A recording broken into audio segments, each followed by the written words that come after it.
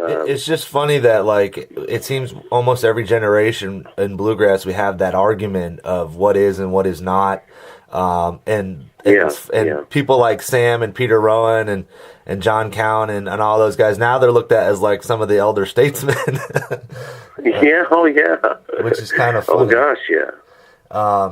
Do you look at bluegrass when someone, I guess, maybe mentions like what is and what is not? Do you look at it as more of having the correct instruments on stage, or more of an attitude and a feel, or both?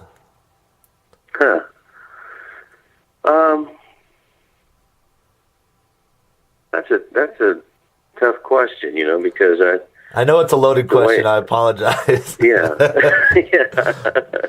Just because, the way I grew up and what I liked, and, I liked the original bluegrass band that created it. Yeah. And that's where I started, because my dad, we had this stuff at home, and I listened to that. And my dad loved Earl Scruggs, too. And besides Bill Monroe, he loved Lester Flatt and Earl Scruggs and Jimmy Martin and all these guys. And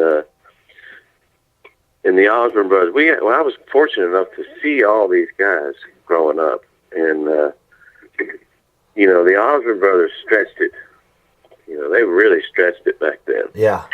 And, they plugged in their instruments, and then they had a drummer added a drummer. Yeah. Added a drummer. That was Bobby's son, and they stretched the bluegrass element out there, but it put them in a different light and more mainstream, and it really brought them a lot of recognition, and but on the other side of that coin, they can play traditional bluegrass right down the line. Yeah. And I think that is a lot like what I like. Yeah. Well, what do you see about you can do both? Well, what do you see about it moving forward? Because I know that the IBMAs is, at least from my perspective, seems to be struggling with its identity lately.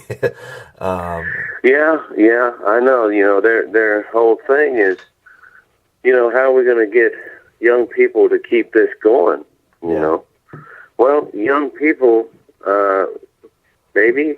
Well, a lot of them never saw Bill Monroe. Yeah, a lot of them. So and maybe they heard it or something, but seeing it live and being in the presence of that power of all these greats, I call greats. Seeing Jimmy Martin live, Osmond Brothers, Jim and Jesse, these guys had their own distinctive sound. When you saw them live, it's a whole different thing. Well, these younger folks maybe never saw any of that. Yeah. And so, they're music fans.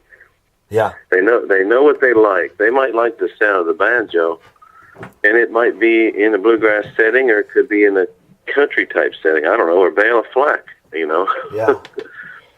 Well, it's just you never know where you're going to get the influence from. That's right. I don't know if you've ever seen the Fish documentary, Bittersweet Motel. No, I've never seen it all. No, I haven't. Well, there's this scene where Trey, the lead guitarist, was they were asked. He was reading some review, and they were kind of saying, "Well, Jerry Garcia had this, and Trey has that," and this thing always stuck in my head. What Trey said to it, he goes, "Well, Jerry grew up in the 40s, 50s, and early 60s with all these different influences that were on the radio."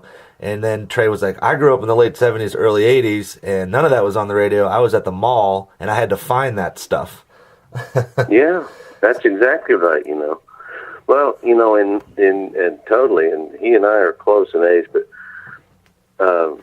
same thing. Now, I grew up really listening to bluegrass die hard, but at the same time, I'm a product of the 70s and 80s, and all my friends, I played sports and all this, and so all my buddies that didn't really play music, but they liked music, but they liked rock and roll music. Yeah.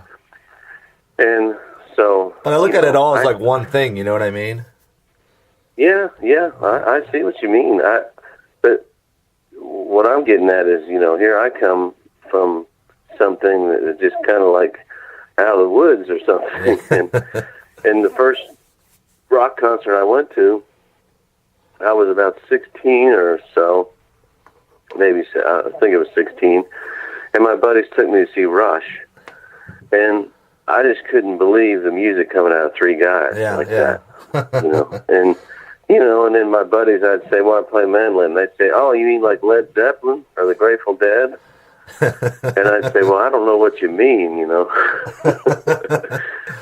So that's how I kind of got into it, and listened to other kinds of music, and then, well, you just can't help but like it, Well, and you never know out there. Well, and you never know where you're going to pull inspiration from, too. Never know. Now, no. Now you turned 50. Well, you're 50 right now. Do you have any change in your thought process? I mean, 50 obviously is not old by any means, but it is a milestone age. Do you see any full circle moments, or maybe some change in how you view things, or perspective wise? No, I do see.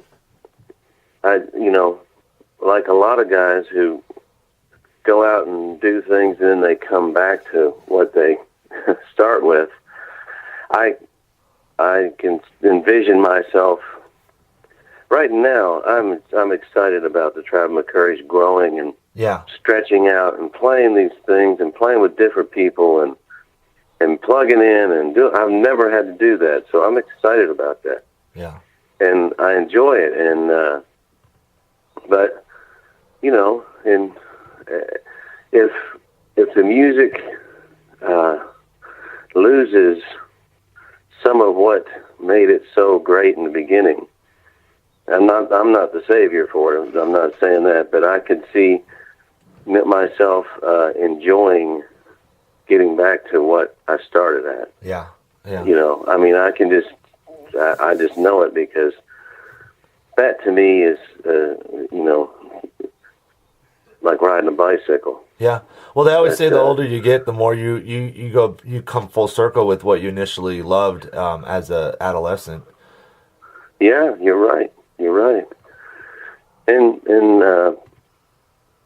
but I do enjoy doing what we're doing right now. Yeah. And it's working. Like I said, we're growing. And the Rob McCoury's are growing around the country here, and I'm excited to see where that goes. Well, it's interesting is that as the years go along, obviously your dad's still in very good health, but I mean, I would imagine he would start to phase out of being on the road so much.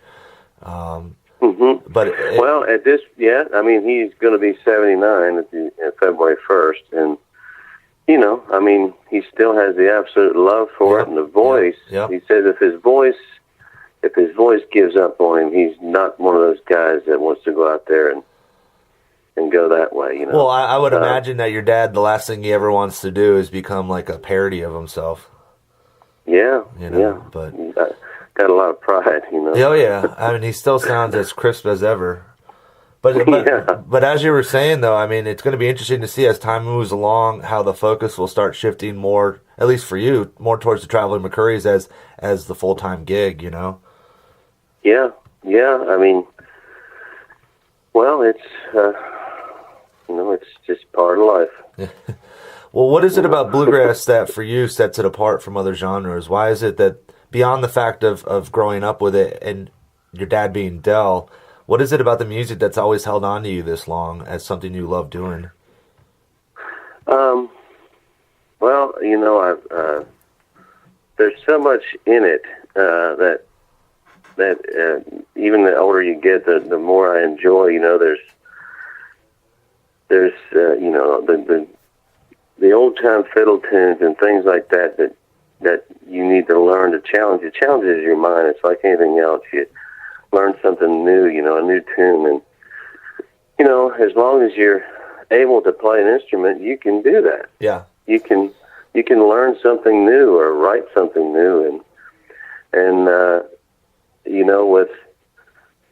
with my dad and with just the music in general, it's got elements of it. We got some jazz in it. You got some gospel in it.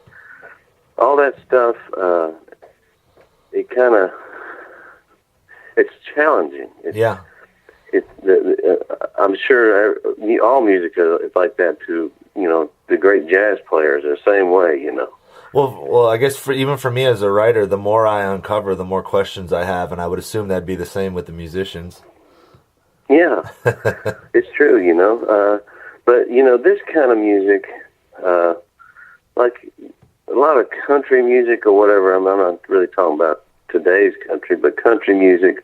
Those guys were either just singers or, you know, and they had a band. But bluegrassers, man, you got to play and you got to sing. Yeah. Well, I remember Raymond Fairchild told me it's like a team of horses. When one horse falls, the whole team falls. Yeah, that's right. Yeah. There's some great stuff in your book, by the way. Oh, have you been reading it at all? Oh yeah, I read it. Yeah, man. Awesome. I really appreciate it. I hope you've been enjoying it. Yeah, gosh, yeah. Well, what's